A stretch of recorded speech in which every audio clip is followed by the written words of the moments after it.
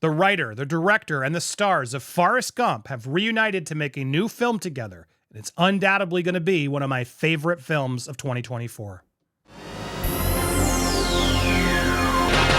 Welcome to Movie World Plus, the place where we talk movies. I'm Andy Signor, and have any of you even heard of this film? I don't see any marketing out there, and I saw the Rotten Tomatoes score, and I was shocked by how many critics just didn't get this one. I guess I'll be in the minority. I love when I'm there, because I'm happy to tell you the critics are wrong on this one.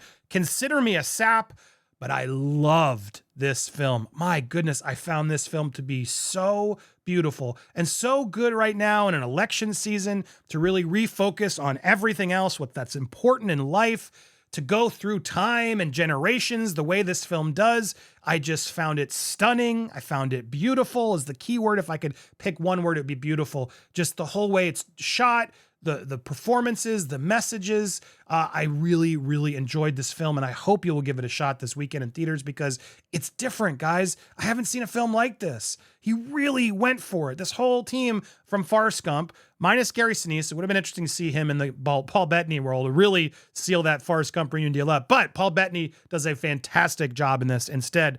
But this is not a Forrest Gump sequel, as some people think. Completely different story, and it's based on a graphic novel called Here. And the graphic novel basically is each page you're going through a point in time that this place you're in, what happens there, from the dinosaurs to a meteor to the Native Americans, etc. You fast forward to there's a point where we happen to be around Benjamin Franklin, and then the house gets built, and then the generation that lives in that house passes down that house, etc. You're in this for like over 100 years watching these families, and you're sitting there in one spot the entire movie. That's right. That's what he chooses to do. And only Zemeckis could really pull this off, because technically in the beginning it was like a little bit looked like it was like a AI generated fill as they're sort of showing a lot of squares and things are popping in, but I assure you, as the film goes on, every choice he makes has a point. It all connects. It all feels so smart and just like I said, beautiful. But be prepared. This film is literally, look at this. It's one angle in this house. Now, it does zoom through history. It does leave the house from time to time, like before the house, what happened there. And he does a lot of creative stuff here. Like at one point he figures out how to put a mirror there so you see the other side. When someone's moving, it goes through, here's like the colonial times, birth generations, tables get set up. He finds so many creative ways to keep you in that place, to never move the camera, but make you feel like you're going everywhere. It is just so beautifully written, beautifully told, exciting at times, heartbreaking at times, funny at times. And he does this thing there where he'll put split screens on so you can sort of see the parallels from one generation to the other, and really just keeps the entire film dynamic, engaging.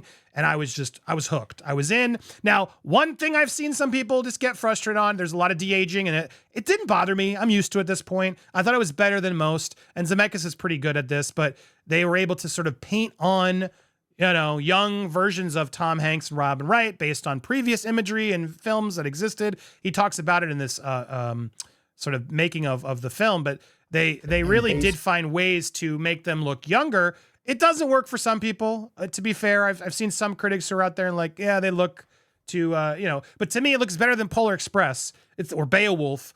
Not my favorite. Polar Express, I'm not going to rag on that one. It's a cute kids movie. Beowulf, I never was a fan of. Zemeckis got a little lost in sort of that dead-eyed computer generation world, but I feel like now it's starting to finally pick up, and I really want to see him excel in there because he's such a brilliant, creative, technical director, and to see him be able to play with time now and do these types of things just reiterates how good of a director, how smart and creative this man is. I talked about it in my pre-show. There's one shot in the film Contact, back, was it 97, 96? Jodie Foster, that film. If you've seen the film, it's the mirror scene I'm talking about. And if you haven't seen that film, it's a beautiful film. You should watch that film as well. But that scene where she's running up the stairs after her dad falls, and then it cuts and she's running, and it's a steady cam following her. And then suddenly we realize we're in a mirror, and she opens that mirror and you see the medication in the mirror. Oh, I was like, what, 15, 16 years old in the theater going, what, how, What? How did he? I wanted to rewind and I couldn't because I'm in the theater. Everyone's like, shut up, kid. What are you talking about? No one even really noticed it. The film buffs noticed it, but that's what I love about Zemeckis. There are so many little Zemeckis moments like that throughout films where he just has this little touch and this idea and using visual effects in ways that progress the plot and make it more effective and meaningful. That's why I've always been a fan of Zemeckis and the stuff he does here. And I just see what he's doing with this film is so ballsy. It's so crazy. This idea is like, yeah, we're going to lock the camera down. We're going to go through hundreds of years and we're just, and that's the film. Nothing else. We're not moving that camera. There's no like crazy action stuff. Nope. And we're going to de-age these actors. We're going to see them grow from kids to old people. And we're going to experience life here, sitting here while everything passes through us. You're going to see it all. You're going to see how precious time is, these moments, the choices you don't make, the choices you do make, the regrets you have in life. Oh my God, guys, it's so, I'm getting touched again. I found it so beautiful and moving, this film. There were so many wonderful messages in it, and I just am sad to see not everybody embracing it. I get, granted, everybody doesn't have the same feelings. I get it, emotions, but this one hit me, guys. Maybe just the age, my schmaltz, whatever you want to call it. I loved it. And yes, not in like a sad, blubbery sort of way, but in a happy, crying, blubbery way of just like realizing the importance of things, the importance of life and being present, being here. There's no real like cell phones in the movie is another sort of thing. And you realize now in our generation, and we're guilty of it, of so much of, if you were to fast forward to today, this would be us here. Everybody on the couch doing this. And it's so depressing to see how back then, it was better. Now, granted, there's a TV that does come into play. They're watching the TV. And there's one sort of updated couple, family that they do try to put some more politically charged, race relations stuff because everybody in this movie is white. And then later in the film, there is a black family that moves in and you get to get a little bit. But I wish they wouldn't just, I don't know. It felt a little heavy-handed at times. Like, okay, you put them through the pandemic and whatever. But aside from that little sort of one issue, it just felt a little forced, and I wish they would have given them a little bit more to do than what happens with their maid and the family. It's my only sort of criticism I could give the film of it. Felt I wish they would have given that family more to do than just, be a checked box, which honestly it felt like at a certain point. That part of it aside, everything else just feels so spot on and wonderful, following the family of Tom Hanks, Robin Wright, what their life choices, what they're doing. That is the core of this movie, is them. They're the stars of this. You're watching his dad move in. Paul Bettany plays Tom Hanks' father, move into the home. Tom Hanks as a kid, you see him as a baby growing up, and then he grows up, has his wife. They have their own baby.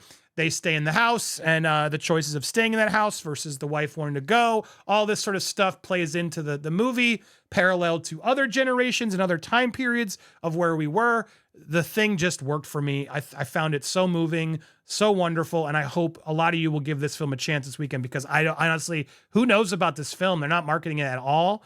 It feels like they're doing a theatrical push because they were obligated to. Is it Sony? I think it is.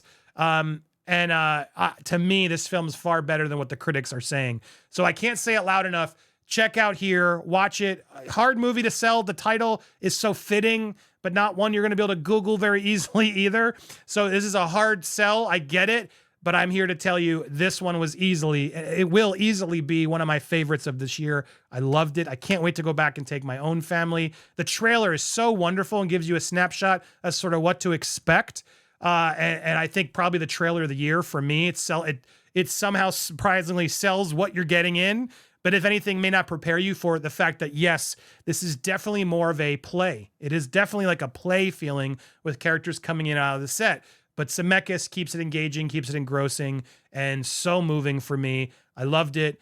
Again, from a cast standpoint, it's probably Robin Wright. Robin Wright gives the best. But Paul Bettany's the real star of this. I could see him getting a supporting role for this one, given how his role as a sort of a soldier comes back defeated. It's a wonderful performance. It's a great film. Can't recommend it highly enough. And I want to know in the comments, did you hear about this? Are you going to give it a shot? And when you do, did you like it as much as I did? I want to hear your thoughts. I hope you do. Please make sure if you haven't already, hit that subscribe button, hit that bell for all alerts as well, and smash that like button. We'll keep you up to date with more movie reviews coming here. here on Movie World Plus. Appreciate you guys so much, and get out there and check out Here.